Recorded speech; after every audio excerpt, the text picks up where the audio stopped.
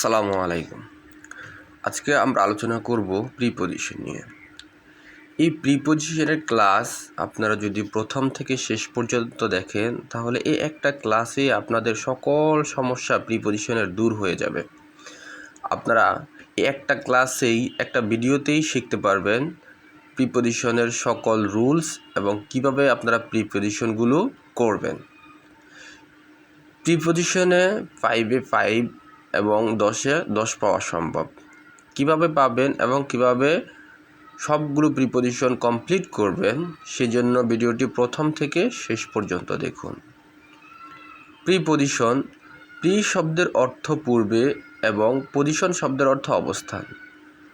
আমরা বলে রাখি, আপনারা যদি প্রথম থেকে শেষ পর্যন্ত ভিডিওটি না দেখেন তাহলে কিন্তু ক্লাসটা বুঝবেন না ভালো করে। তাই দয়া করে সবাই প্রথম থেকে শেষ পর্যন্ত ক্লাসটা দেখবেন। আবার শুরু করছি। প্রি শব্দের অর্থ পূর্বে এবং পজিশন শব্দের অর্থ অবস্থান। তাহলে প্রিপজিশন কি? প্রিপজিশন হচ্ছে যে সকল ওয়ার্ড বা শব্দ নাউন বা প্রোনাউনের পূর্বে বসে সেন্টেন্স এর অন্যান্য ওয়ার্ডের সাথে সম্পর্ক স্থাপন করে সেগুলোকে প্রিপজিশন বলে। তাহলে প্রিপজিশন কখন বসে? প্রিপজিশন সব সময় নাউন বা প্রোনাউনের পূর্বে বসে এবং পরবর্তী যে নাউনটা থাকে প্রিপজিশনের তার সাথে সম্পর্ক স্থাপন করে। এখানে উদাহরণস্বরূপ বলা যায়, I go to mosque with Zubair. আমি জুবায়েরের সাথে মসজিদে যাই। এখানে উইথ জুবায়েরের পূর্বে বসেছে, অর্থাৎ জুবায়ের নাউনের পূর্বে উইথ বসেছে। এটা একটা প্রিপজিশন, অর্থাৎ ওই উইথটা জুবায়েরের সাথে একটা সম্পর্ক স্থাপন করেছে। Next, he bought a book for me. সে আমার জন্য একটি বই কিনছিল।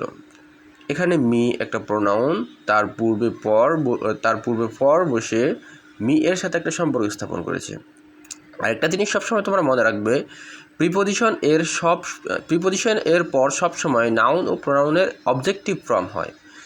প্রিপজিশনের পর সবসময় কি হবে? নাউন ও প্রোনাউনের অবজেক্টিভ ফর্মটাই হবে। আমরা কতগুলো প্রিপজিশন সম্পর্কে জানবো, যে কোনগুলো প্রিপজিশন হয়ে থাকে। ফর অর্থাৎ জন্য, উইথ সাথে দিয়ে, বাই অর্থাৎ ধারা, দিয়া কর্তৃক, পাশে, এগুলো বোঝায়। তারপর ফ্রম হতে থেকে বোঝায়, বিফোর আগে পূর্বে বোঝায়, আফটার পরে বোঝায়, অফ র এর বোঝায়, অন উপরে বোঝায়, অ্যাট অর্থাৎ বাক্যের শেষে এ অয় তে থাকে। তারপর ইন মধ্যে থাকলে বসে। তারপরে অ্যাবাউট সম্পর্কে বা দৈর্ঘ্য বা প্রায় বোঝালে বসে। টু অর্থাৎ যখন দিকে বোঝায়, প্রতি বোঝায় তখন বসে। এবং অ্যালং বরাবর বোঝালে বসে। উইথিন নির্দিষ্ট সময়ের মধ্যে। বিসাইড ছাড়া বা ব্যতীত বোঝালে। আউটসাইড বাইরে বোঝালে। বিটুইন দুইয়ের মধ্যে বোঝালে এবং অনেকের মধ্যে বোঝালে। থ্রো দিয়ে অর্থাৎ মধ্য দিয়ে গেলে বোঝায়। ওভার উপরে, যেটা স্পর্শ করেনি, কোনো বস্তুকে স্পর্শ করেনি তখন ওভার বসে। উইদাউট অর্থাৎ ছাড়া বা ব্যতীত বোঝালে উইদাউট বসে। বিহাইন্ড অর্থাৎ পিছনে বোঝালে বিহাইন্ড বসে। এইগুলো ছিল প্রিপজিশন। এখন প্রিপজিশন আসলে কত প্রকার হয়ে থাকে বা কত ধরনের হয়ে থাকে? প্রিপজিশন মূলত 3 প্রকার হয় বা 3 ধরনের হয়। একটা হচ্ছে সিম্পল প্রিপজিশন, আর একটা হচ্ছে ডাবল প্রিপজিশন, আর একটা হচ্ছে কমপ্লেক্স প্রিপজিশন। সিম্পল প্রিপজিশন কোনগুলো? সিম্পল প্রিপজিশন যেটা একবারে উচ্চারণ হয়, অর্থাৎ এক ওয়ার্ড বিশিষ্ট হয়ে থাকে, সেগুলোই হচ্ছে সিম্পল প্রিপজিশন। যেমন ধরো in, up, to, by, for, out, of, from, through, আরও অনেক আছে। এগুলো হচ্ছে কি সিম্পল প্রিপজিশন, অর্থাৎ যেগুলো এক ওয়ার্ড বিশিষ্ট হয়ে থাকে। তাহলে ডাবল প্রিপজিশন কোনগুলো? যেগুলো 2 ওয়ার্ড বিশিষ্ট হবে সেগুলোই ডাবল প্রিপজিশন, অর্থাৎ যেখানে 2টা সিম্পল প্রিপজিশন থাকে।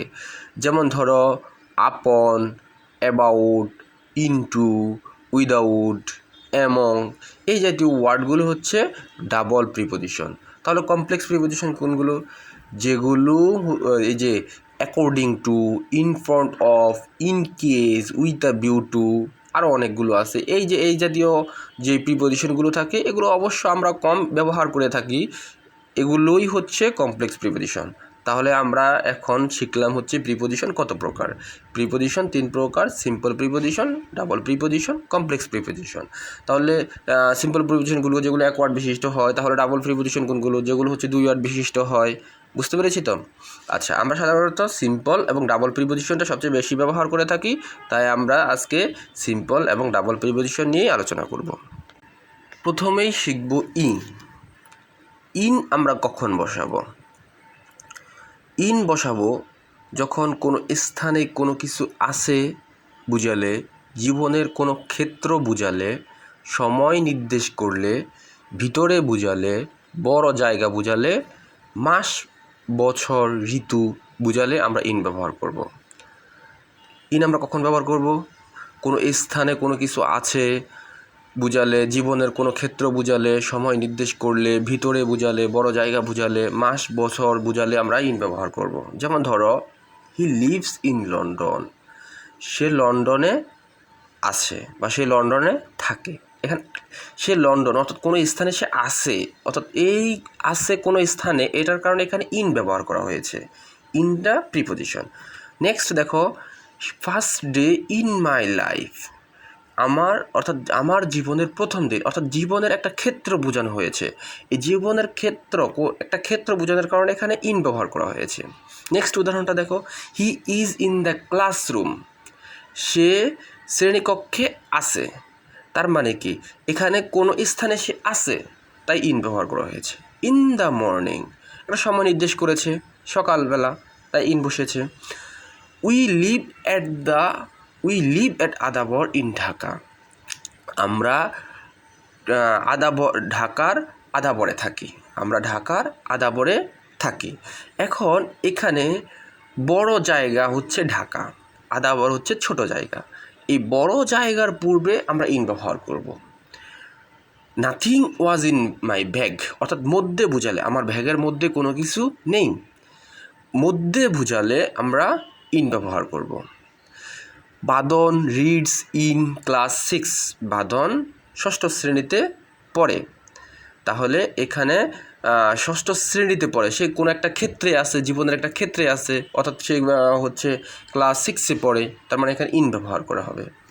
অ্যাট, ঘড়ির সময় নির্দেশ করে, নির্দিষ্ট সময় বুঝালে, অর্থাৎ ঘড়ির সময় নির্দেশ করে আবার নির্দিষ্ট সময় বোঝায়। ছোট স্থান নির্দেশ করলে এবং কোনো বাক্যের শেষে যদি এ বোঝায়, তাহলে আমরা সেখানে ব্যবহৃত করব কি? অ্যাট ব্যবহার করব। ঠিক আছে? যেমন ধরো, I go to school at 8 AM। এখানে সময়টা নির্দিষ্ট এবং ঘড়ির একটা সময় নির্দেশ করে বা সময়টা নির্দিষ্ট, তার মানে কি, এখানে আমরা অ্যাট ব্যবহার করব। তারপরে, he is good at English. সে ইংরেজিতে খুব ভালো। সে ইংরেজিতে খুব ভালো। এই ইংরেজিতে অর্থাৎ বাক্যের শেষে তে উচ্চারণ হয়েছে, তাই এখানে অ্যাট ব্যবহার করা হবে। Now we reached at the airport. এখন আমরা এয়ারপোর্টে পৌঁছেছি। এয়ারপোর্টে পৌঁছেছি, অর্থাৎ এই এয়ারপোর্টে ব্যবহার করার কারণে তাই আমরা এখানে অ্যাট ব্যবহার করব। এয়ারপোর্টে, সে বাক্যের শেষে ওই যে তে বুঝালে ব্যবহৃত হয় কি? অ্যাট। বুঝতে পেরেছি? তারপরে, দে আর অ্যাট দ্য মিটিং। তারা মিটিংয়ে আছে, অর্থাৎ তারা কোথায় আছে? মিটিংয়ে আছে, অর্থাৎ মিটিংয়ে কোথায় আছে? মিটিংয়ে আছে, তাই এখানে অ্যাট ব্যবহার করা হয়েছে। অ্যাট প্রেজেন্ট অ্যাট হোম, এখানে বাসা বোঝাচ্ছে, তাই অ্যাট হোম। ঠিক আছে? অর্থাৎ একটা ছোট একটা স্থান নির্দেশ করছে, যে অ্যাট হোম, ছোট একটা জায়গা নির্দেশ করছে, তাই এখানে অ্যাট ব্যবহার করা হয়েছে। আশা করি আমরা বুঝতে পেরেছি। নেক্সট হচ্ছে অন কখন ব্যবহার করব? বারের পূর্বে, কোথাও কোনো অনুষ্ঠান হচ্ছে, অনুষ্ঠান বলতে গেলে কোনো কিছুর উপরে কোনো কিছু স্থির অবস্থায় আছে বলে, অর্থাৎ স্পর্শ করে আছে বলে, অর্থাৎ আবার বাক্যের শেষে যদি এও বোঝায়, তাও এখানে আমরা অন ব্যবহার করে থাকি।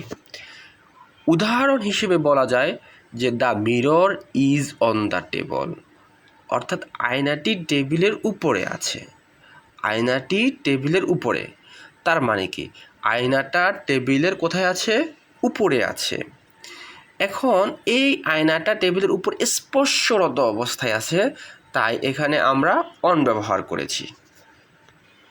গো straight and turn on your left, সোজা যাও এবং বামে ঘোরো, তোমার বামে ঘোরো, বাম এ তোমার বামে ঘোরো, তাই এখানে অন ব্যবহার করা হয়েছে। অন ইট ডে অর্থাৎ বার থাকলে আমরা কি ব্যবহার করি? অন ব্যবহার করি। তারপরে something is on the bed, অর্থাৎ বেডের উপরে কোনো কিছু আছে, অর্থাৎ বেডের উপরে কিছু আছে, উপরে বেডের উপরে থাকলে স্পর্শ অবস্থায় থাকবে, তাই এখানে অন ভিক্টোরি ডে অর্থাৎ একটা বিজয়ের দিন, মানে হচ্ছে বিজয় একটা দিন বোঝাচ্ছে, তাই অর্থাৎ তাই এখানে অন ব্যবহার করা হচ্ছে। এছাড়াও হচ্ছে কিছু কিছু ভার্ব আছে যেগুলোর পরে সবসময় অন ব্যবহৃত হয়, যেমন comment, decide, depend, impose, enlarge, insist, এগুলোর পরে সবসময় অন ব্যবহৃত হয়। এটা মনে রাখবে, এই ভার্বগুলো মনে রাখবে যেগুলোর পরে আমরা সবসময় কী ব্যবহার করব? অন ব্যবহার করব। এরপরে রয়েছে উইথ। আমরা কখন উইথ ব্যবহার করব? অর্থাৎ কোনো উপকরণ বা যন্ত্রপাতি দ্বারা কিছু করা বোঝালে, কিছুর সাথে নির্দেশ করলে, যেমন ধরো I live with my parents, আমি আমার বাবা মার সাথে থাকি, অর্থাৎ তুমি সাথে কিছুর সাথে, অর্থাৎ তুমি তোমার বাবা মার সাথে থাকো, এখানে সাথে বোঝাচ্ছে, তার মানে কি আমরা উইথ ব্যবহার করব। নুসরাত কেম উইথ গিফট, অর্থাৎ নুসরাত উপহার নিয়ে এসেছে, তার মানে কি এখানে কিছু নিয়ে এসেছে, তার মানে কি বা তার সাথে কিছু নিয়ে এসেছে, এখানে উইথ ব্যবহার করব। Niloy went to market with his father, Niloy বাজারে গিয়েছে বা গেছিল তার বাবার সাথে, তার মানে সাথে বোঝাচ্ছে, কারো সাথে গিয়েছে, তার মানে সাথে ইংরেজি আমরা সাধারণত জেনে থাকি যে উইথ, তার মানে এখানে উইথ ব্যবহার করব। Siam killed to snake dash I stick, তার মানে কি সিয়াম সাপকে হত্যা করেছে। কী দিয়ে হত্যা করেছে? অবশ্যই লাঠি দিয়ে হত্যা করেছে, তার মানে কি দিয়ে, তার মানে একটা কিছু, অর্থাৎ কোনো কিছু নির্দেশ করতেছে, তাই না? তার মানে কিছু দিয়ে তো সে হত্যা করছে, তার মানে কি উইথ এখানে কোনো কিছু বোঝাচ্ছে, তার বা কোনো উপকরণ বোঝাচ্ছে, যেটা হচ্ছে স্টিক, তার মানে এখানে আমরা উইথ ব্যবহার করব। I it dash I spoon, মানে আমি খাই কি দিয়ে? চামচ দিয়ে, তার মানে দিয়ে কথাটা নেই, আমি চামচ দিয়ে খাই, তার মানে with. Do you have any work with me, তোমার কি আমার সাথে কোনো কাজ রয়েছে? তার মানে কি এখানে do you have any work with me, তোমার আমার সাথে কোনো কাজ রয়েছে, এখানে কী বোঝাচ্ছে? সাথে, অর্থাৎ এখানে সাথে উইথ এর উপর আন্ডারলাইন হবে, উইথের নিচে আন্ডারলাইন হবে, আন্ডারলাইনটা ওয়ার্কের নিচে চলে গেছে, হ্যাঁ, এটা উইথের নিচে আন্ডারলাইনটা হবে। Do you have any work with me, তোমার কি আমার সাথে কোনো কাজ রয়েছে? সাথে বোঝাচ্ছে, তাই উইথ ব্যবহার করেছি। আশা করি তোমরা এগুলো বুঝতে পারবে, একদম ইজি ব্যাপার। যখন উদাহরণগুলো বেশি বেশি দেখবে তাহলে তোমার কাছে আরও বেশি সহজ মনে হবে।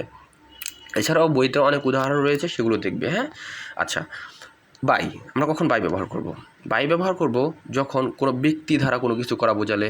উইথ ব্যবহার হয় কোনো উপকরণ দ্বারা কোনো কিছু করলে, আর হচ্ছে কোনো ব্যক্তি দ্বারা ব্যবহার করলে সেটাকে এখানে আমরা বাই ব্যবহার করব। আবার দিয়ে বোঝালে বাই ব্যবহার করব। তারপরে হচ্ছে সময় নির্দেশ করলে বাই ব্যবহার করব। যেমন দেখো, my friend comes here by bus, মানে হচ্ছে আমার বন্ধু এখানে এসেছে বাসে করে, বা আসে বাসে করে, আমার বন্ধু এখানে আসে। তাই এখানে একটা ব্যক্তি দ্বারা কোনো কিছু করা হয়েছে, অর্থাৎ আমার বন্ধু আসে বাসে করে আসে। তারপরে হচ্ছে he will go to Khulna by train, অর্থাৎ আমার বন্ধু খুলনা যাবে কিসে করে? বাসে করে, ট্রেনে করে। তার মানে কি ব্যক্তি কোনো কিছু করতেছে, তার মানে এখানে ট্রেন। তারপর হচ্ছে the rat was killed by cat, অর্থাৎ প্রাণী অর্থাৎ ব্যক্তি বা প্রাণী, হ্যাঁ, প্রাণী দ্বারা কোনো কিছু করা হয়েছে, অর্থাৎ বিড়ালটাকে হত্যা করা হয়েছে, তাই এখানে বাই। অর্থাৎ বিশেষ করে আমরা সবসময় যখন দেখবো যে প্যাসিভ ভয়েস, হ্যাঁ, প্যাসিভ ভয়েসে থাকলে ওখানে আমরা হচ্ছে নাউনের পূর্বে সবসময় বা প্রোনাউনের পূর্বে সবসময় কী ব্যবহার করে থাকি? বাই ব্যবহার করে থাকি। যারা প্যাসিভ ভয়েস করেছো তাদের জন্য এটা বোঝা সহজ হয়ে যাবে, আশা করি তোমরা বুঝতে পেরেছো। তারপর ইট ওয়াজ রিটেন বাই কাশপিয়া, অর্থাৎ এটা লেখা হয়েছে কাশপিয়ার দ্বারা, তার মানে কি এটা হচ্ছে প্যাসিভ ভয়েস করা হয়েছে এবং হচ্ছে ব্যক্তি দ্বারা কোনো কিছু করা হয়েছে, ঠিক আছে? তাই এখানে আমরা বাই ব্যবহার করব। টু কখন ব্যবহার করব? কোনো কিছুর দিকে নির্দেশ করলে। কখন? কোনো কিছুর দিকে নির্দেশ করলে, কারো নিকট বা বরাবর বোঝাতে, বা কে হলে, কে বোঝালে, এটা বুঝতে যাবে কে কি। কে হলে আমরা টু ব্যবহার করব। যেমন ধরো he come to me, from Pabna, সে আমার কাছে এসেছে বা আমার কাছে আসে পাবনা থেকে। ঠিক আছে, অর্থাৎ সে আমার কাছে আসে কোথা থেকে আসে? পাবনা থেকে আসে। এখানে আমরা কী ব্যবহার করবো? টু ব্যবহার করবো, কারণ হচ্ছে নিকট, কাছে, নিকট, অর্থাৎ আমার কাছে আসে, তাই নিকট বোঝানোর জন্য আমরা কি ব্যবহার করেছি? টু ব্যবহার করেছি। Ripa is going to school, হ্যাঁ, রিপা স্কুলে যায়, রিপা স্কুলে যায়। এটা সাধারণত ভার্বের পূর্বে ভার্ব এবং কোনো বস্তুর মাঝখানে স্কুলে যায় এ বোঝাতে বা হচ্ছে নির্দিষ্ট কোনো কিছু বোঝাতে এখানে আমরা ভার্বের পরে টু ব্যবহার করে থাকি। নেক্সট, এছাড়াও কিছু কিছু ভার্ব রয়েছে যেগুলোর পূর্বে সবসময় আমরা টু ব্যবহার করি, যেমন allot, attend, confirm, contribute, lead, listen, তারপর হচ্ছে অবজেক্ট, রেপার, রিভার্ট, অকার, তারপর ট্রেন, সাবমিট, অ্যাপয়েন্ট, রেপার। এই শব্দগুলোর পরেও আমরা কী ব্যবহার করে থাকি? টু ব্যবহার করে থাকি। এখন আমরা শিখব যে আমরা কখন ফ্রম ব্যবহার করব। ক্লাসটা অবশ্য বড়, তোমরা মনোযোগ সহকারে দেখবে। যখন মনোযোগ সহকারে দেখবে তখন তোমাদের জন্য এটা বোঝাটা সহজ হয়ে যাবে এবং তোমাদের জন্য এই একটা ক্লাসই যথেষ্ট হবে সকল রুলস এবং বোঝার জন্য। আমি কিন্তু সেন্টেন্সগুলো পড়ে পড়ে কেন আমরা ব্যবহার করেছি প্রিপোজিশনগুলো, তখন আমি এটা বুঝিয়ে দিচ্ছি। যখন তোমরা ক্লাসটা ফিল করবে তখন তোমাদের জন্য বোঝা সহজ হবে। ফ্রম কোনো দিক বা হতে বোঝায় তখন আমরা, বা থেকে বোঝায় তখন আমরা ফ্রম ব্যবহার করি। কোনো দিক বা হতে বোঝালে আমরা বা থেকে বোঝালে আমরা ফ্রম ব্যবহার করি। যেমন দেখো যে we travel from Sirajganj to Rangpur, মানে আমরা ভ্রমণ করেছি সিরাজগঞ্জ থেকে কোথায়? রংপুরে। এখানে থেকে বা হচ্ছে হতে, হ্যাঁ, এখানে বোঝানোর জন্য আমরা কি ব্যবহার করেছি? ফ্রম ব্যবহার করেছি। The bee collect honey from flower, অর্থাৎ মৌমাছি মধু সংগ্রহ করে ফুল থেকে, থেকে বোঝানোর জন্য এখানে ফ্রম ব্যবহার করা হয়েছে। You can learn something from cat, মানে হচ্ছে তুমি কিছু শিখতে পারো বিড়াল থেকে, থেকে জন্য এখানে কি, বা বিড়াল হতে, হ্যাঁ, তাই আমরা এখানে ফ্রম ব্যবহার করেছি। এছাড়াও কিছু কিছু শব্দ রয়েছে যেগুলোর পরে সবসময় ফ্রম ব্যবহৃত হয়, যেমন ডিসেন্ট, স্কপ, অ্যাবস্টেন, ডিপারেন্ট, সাবার, ফিজার, ফ্রম, তারপর হচ্ছে প্রোহিবিট, তারপর চিজ, প্রোটেক্ট, এখানে প্রোটেক্ট বানানটা ভুল হয়েছে, প্রোটেক্ট, তারপর এলিসিট, এসকেপ। এই শব্দগুলোর পরে সবসময় আমরা কি ব্যবহার করে থাকি? ফ্রম ব্যবহার করে থাকি। হ্যাঁ, এই ওয়ার্ডগুলো মুখস্থ করে নেবে যে এই ওয়ার্ডগুলোর পরেই সবসময় ফ্রম হবে। তারপর হচ্ছে অফ, কোনো কিছু থেকে উদ্ভূত হওয়া, অর্থাৎ কোনো কিছু থেকে কোনো কিছু উদ্ভূত হওয়া বা আসা, কোনো কিছুর উপকরণ বোঝানো, আবার হচ্ছে কোনো কিছুর সাথে কোনো কিছুর অভিন্ন সম্পর্ক থাকা, কোনো কিছুর বিষয় সম্পর্কে বলা, তারপরে হচ্ছে কোনো কিছুর কারণ বোঝানো। এবং বাক্যের শেষে যদি অর্থাৎ নাউনের পরে যদি এর বসে, অর্থাৎ নাউন যে নাউনটার পূর্বে বসবে প্রিপোজিশনটা, ওই নাউনটা যদি এর বোঝায় অর্থাৎ থাকে, তখন ওইখানে আমরা অফ ব্যবহার করবো। যেমন দেখো, Muna comes of a reputed family, মানে মুনা একটা ধনাঢ্য বা হচ্ছে একটা অভিজাত পরিবার থেকে এসেছে, তার মানে কি আশা বোঝাচ্ছে। ঠিক আছে, তাই এখানে কি বোঝা হবে? আর রেপুটেড ফ্যামিলি একটা নাউন, তাই এখানে অফ ব্যবহার হবে। The doll is made of clay, ঠিক আছে, অর্থাৎ এখানে উপকরণ বোঝাচ্ছে যে যেটা হচ্ছে মাটি ধারা তৈরি, বুটুল তো মাটি ধারা তৈরি, তাই না? তাই এখানে উপকরণ বোঝানোর জন্য ক্লে উপকরণ, তাই এখানে অব্যবহার করা হয়েছে। সিটি অফ লন্ডন, হ্যাঁ, লন্ডনের শহর। এর, ঠিক আছে, এর, এই যে আমি বলেছিলাম যে নাউনের শেষে যদি এর থাকে, লন্ডনের শহর, তাই এখানে অব্যবহার করা হয়েছে। Prince knows nothing of it, মানে কি প্রিন্স এর সম্পর্কে কিছুই জানে না। এই যে সম্পর্ক বা প্রিন্স এর কিছুই জানে না, এই এর জন্য এখানে আমরা অব্যবহার করেছি। He died of dengue fever, সে ডেঙ্গুর জ্বরের কারণে মারা গেছে, এখানে কারণ বোঝানোর জন্য আমরা ব্যবহার করেছি। এছাড়াও কিছু কিছু শব্দ রয়েছে যেগুলোর পরে সবসময় আমরা ব্যবহার করব, যেমন চার্জ, ফেলিউর, প্রাউড অফ, তারপরে হচ্ছে sick, slow, proof, waste, void, experience, ignorant, afraid, informed, তারপর aware, guilty, confident, fearful, convinced, assured, aware, devoid. এই শব্দগুলো শেষে সব সময় আমরা হচ্ছে অফ ব্যবহার করবো। এই ওয়ার্ডগুলো মুখস্থ রাখবে, যেমন হচ্ছে অফের বেলায়, ফ্রমের বেলায়, টু এর বেলায়, এই যে এই ওয়ার্ডগুলো, এগুলো সবসময় পরেই কিন্তু আমরা সবসময় কী ব্যবহার করব? অফ ব্যবহার করব, ফ্রম ব্যবহার করব এবং হচ্ছে টু ব্যবহার করব। এইগুলো সবসময় হয়ে থাকে, এগুলো নির্দিষ্ট কিছু ওয়ার্ড। তো এখন আমরা ফর নিয়ে আলোচনা করব। ফর কোনো কিছুর পরিবর্তে বোঝায়, যখন কোনো কিছুর পরিবর্তে বোঝায়, কোনো কিছুর দিকে বোঝায়, সত্ত্বেও বোঝায়, কারো পক্ষে কোনো কিছু করা বা বলা বোঝায়, কোনো কাজ দীর্ঘ সময় ধরা চলতেছে বোঝায়, কোনো কিছু মনে করা বোঝায় বা ধরা বোঝায়, জন্য বোঝায়, কোনো কিছুর বিনিময় বোঝায়, তখন আমরা ফর ব্যবহার করি। যেমন ধরো মিলি অ্যাক্টেড ফর প্রিন্স, মিলি প্রিন্সের জন্য অভিনয় করে।